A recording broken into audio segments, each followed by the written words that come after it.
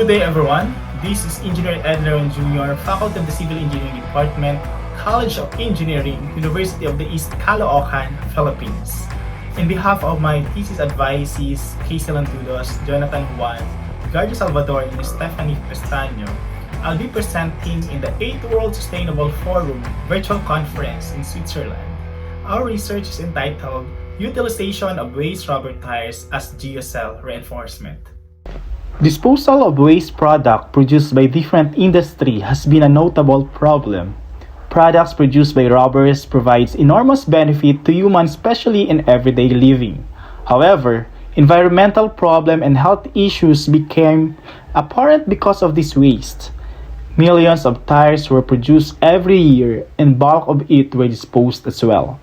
The Philippines is expected to be the second largest manufacturer of industrial tires next to China, according to the GUOC 2018. The volume of waste rubbers is expected to increase as well. Since the new program of the government mainly focuses on the infrastructures, the sales of tires increased by 20%, 2 times higher than it experienced in the last 17 years. Observing the bulk waste of tires gave us a cue to dig into its mechanical properties that can help to develop the use of rubber tires in highway and road making. In view of this, the researchers arrived at a solution of designing an efficient Geocell, made up of cast-off tires that can be used as a reinforcement to reduce the increasing number of waste rubbers and disposal problems can be sustained. The reuse of waste tires in construction site has advantage not only for the consumption of large quantities but also in substitution of commercial geosynthetics for soil improvement. Geocell reinforced base resists deformation and has longer design life that results to lower aggregates and reduced placement costs. It also provides confinement to soil particle to reduce its lateral movement by distributing of loads to the base cores. It increases the bearing capacity of the subgrade cores.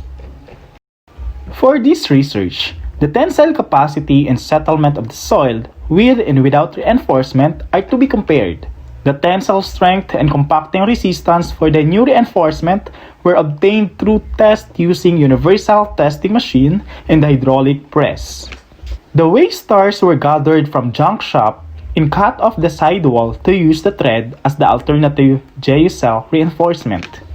The dimension of the sample strip for the proposed Geocell design are: the length is 30 cm and the height is 3 cm.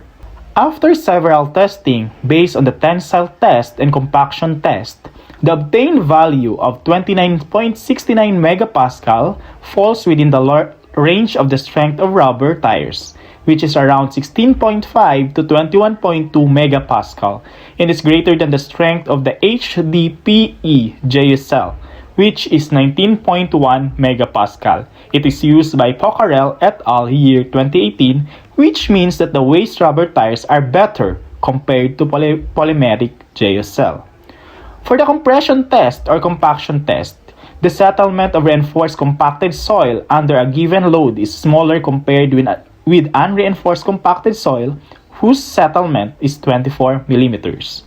The settlement when the Geocell reinforcement is at the top, middle, and bottom of the mold is 22.5 mm, 20.5 mm, and 19.5 mm respectively.